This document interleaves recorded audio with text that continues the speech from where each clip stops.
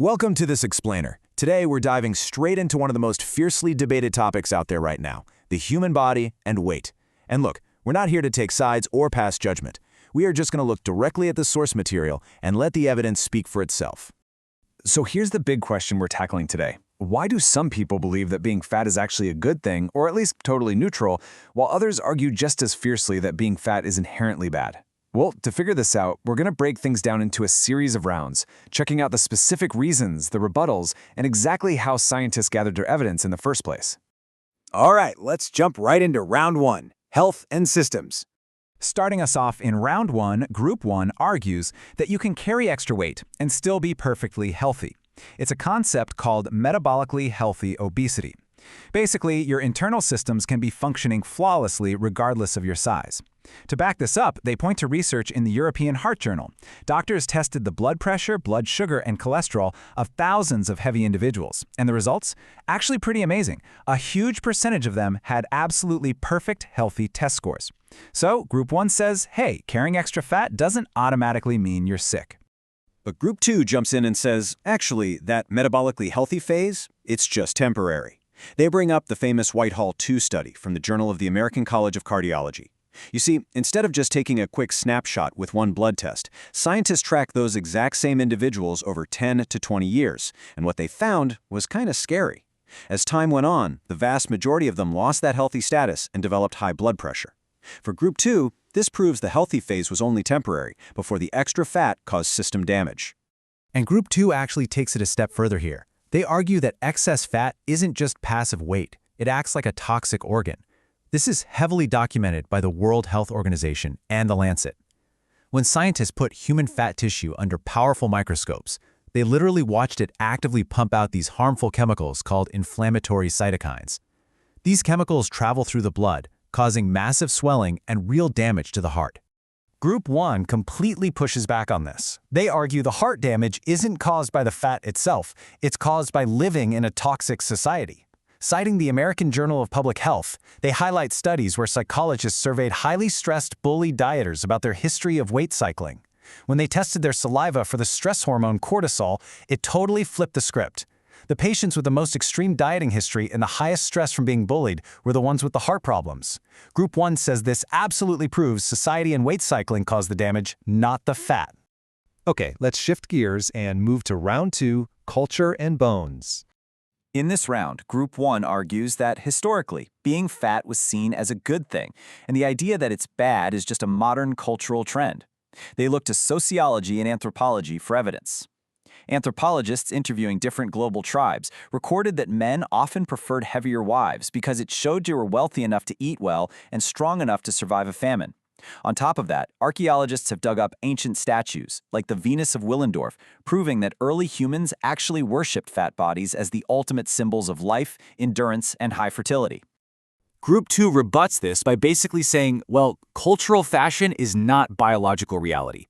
Using evidence from the Journal of Human Evolution, they point out that scientists meticulously measured ancient human skeletons, comparing our bones and sweat glands to other animals.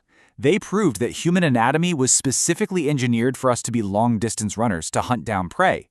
So Group 2 argues that carrying heavy amounts of excess fat is biologically counterproductive to how our bodies were built to move. Which brings us to a massive point for Group 2, the number 4. Group 2 argues that being heavy physically crushes the human skeleton. In biomechanical studies from arthritis and rheumatology, scientists put people on special laboratory treadmills loaded with advanced pressure sensors to measure the force of every single step. The data showed that just 1 extra pound of body fat puts 4 extra pounds of crushing pressure on the knee joints. Over time, that literally destroys the skeleton. But Group 1 counters this by arguing that, sure, joint pain happens, but it's manageable. What's actually way worse for your skeleton is forced weight loss. They cite the Journal of Bone and Mineral Research, where doctors used special DEXA scanners to look deep inside the bones of heavy individuals before a diet, and then again after severe weight loss. The scans proved that losing the fat actively destroyed important bone density, leaving the bones significantly weaker. So Group 1 argues that maintaining your weight is actually safer for your structural framework. All right, moving right along to round 3, mind and organs. Group 1 kicks off round 3 by arguing that embracing your body size is a huge win for mental health, while constantly dieting just leads to misery. This comes from the Journal of Counseling Psychology, where psychologists tested two groups, one on a strict diet, the other practicing body positivity. After a few months, the results were clear. The dieting group suffered from high anxiety, while the fat-accepting group showed vastly improved happiness and inner peace. But Group 2 says this mindset is actually a really dangerous form of medical denial. Citing health psychology, researchers tracked patients who were warned by their doctors about the risks of their weight, but chose to ignore those warnings in favor of body positivity. Tragically, a few years down the line, these specific patients ended up suffering far more severe emergency room crises. Group 2 argues that, at the end of the day, a positive attitude simply will not stop a physical heart attack. And that leads perfectly into Group 2's final major point, visceral fat. Group 2 argues this is highly dangerous fat that wraps directly around your internal organs. In studies published in Gastroenterology, doctors placed patients inside giant MRI machines to get 3D pictures of their insides. The images were wild. They showed thick layers of fat physically choking organs like the liver and pancreas, basically suffocating them and preventing them from filtering the blood properly. Group 1 rebuts this by pointing out that your external size does not automatically equal internal fat. Their evidence? The International Journal of Obesity. Scientists used those exact same MRI machines to scan a wide variety of heavy people, and they found that many people who looked large on the outside had all their fat stored safely directly under their skin. That's called subcutaneous fat. Their internal organs were completely clean and untouched by fat. Group 1 argues you simply cannot judge internal health by looking at someone's external size. Okay, we've covered a lot of ground. Let's pull all of this together and explore the overall criteria for both groups and see exactly what it would take to actually change their minds. Here is the absolute core of the divide. Group 1's criteria is that health is holistic and behavioral. It's a mix of mental happiness and daily physical behaviors. Group 2, on the other hand, believes human well-being is purely a biological and mechanical reality, viewing excess fat as a measurable toxin.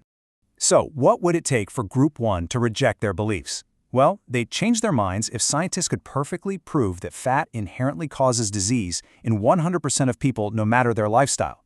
Plus, they'd need proof that forced diets actually work permanently for everyone and that they cause absolutely zero psychological harm. On the flip side, what about Group 2? They would change their minds if scientists could prove that carrying 100 pounds of excess fat has absolutely zero physical effect on the human heart, organs, and joints over an entire 80-year lifespan. Basically, prove that gravity and fat cells have zero impact whatsoever.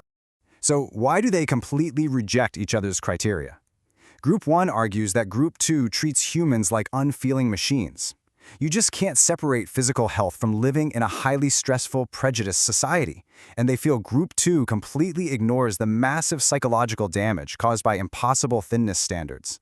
Conversely, Group 2 argues that Group 1 is confusing feelings with biology. For them, the laws of physics and gravity simply do not care about society or mental health. Regardless of how much you love yourself, they argue that carrying that extra physical weight will always, eventually, crush the joints and strain the heart. We've explored the hard evidence, the scientific methods, and the deep arguments from both sides of this explainer. It's a massive topic that really makes us question what health truly means. Make sure to tell us what you think.